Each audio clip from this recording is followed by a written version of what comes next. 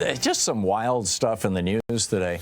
By the way, this is Pete Hegseth is being grilled in front of the Senate right now, and the Democrats are doing just a great job. Republicans are, but they're trying to curry favor with Donald Trump. Everybody's terrified of Trump, or wants to be in his favor because he can do things for their donors and their funders and all this. The insane corruption that we're watching. But I lay this one on Merrick Garland.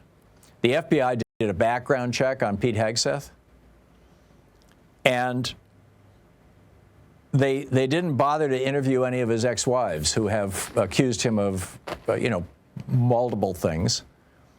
I mean, it's actually Garrett Graff has a great piece over at Doomsday Scenario. Is the FBI background check on Pete Hegseth is a whitewash, and that's on purpose? This is the same thing that happened with Brett Kavanaugh, except that when it happened with Brett Kavanaugh, you had a Justice Department, I believe, I'm not sure actually at that particular moment in time who was leading the Justice Department, so I don't want to get it wrong, but the FBI, I think Chris Wray was running the FBI at that time, and they ignored literally thousands of tips about Brett Kavanaugh being guilty of sexual assault. Or perhaps it was hundreds, but lots and lots they just ignored them. And the FBI is similarly doing this with Hegseth. This is the Biden FBI now, but it's still Chris Wray, right? Assuming that it was Chris Wray before. It could have been somebody else. Trump went through a couple of FBI directors. But I think it's really worth pointing out. Here's another just totally weird one.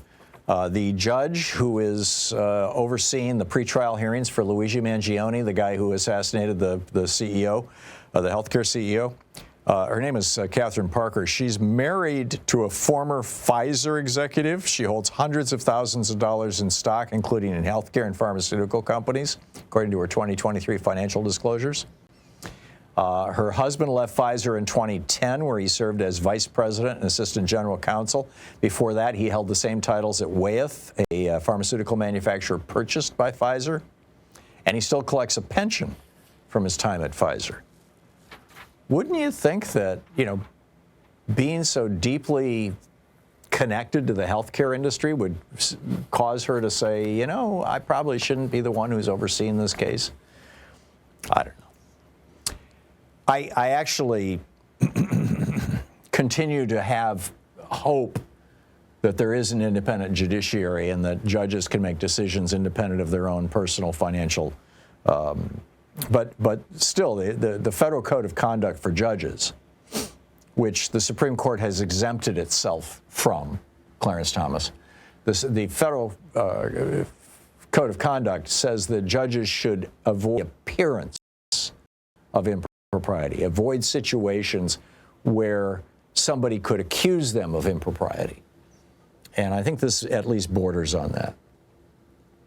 But I think the biggest story of the day, other than Pete Hegseth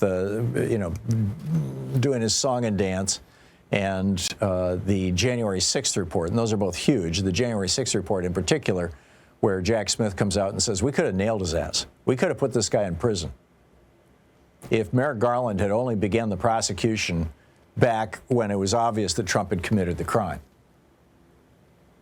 I mean, Jack Smith doesn't say that last part, but I think it's obvious to everybody. Merrick Garland has just been an absolute disaster as an attorney general. In this regard, anyway. I mean, he's done some other good things. He's tried his very best to keep the department, non-political. I salute that. But I think he went overboard in that direction by refusing to go after Trump early on. And it was the January 6th committee that shamed him into it, according to the Washington Post.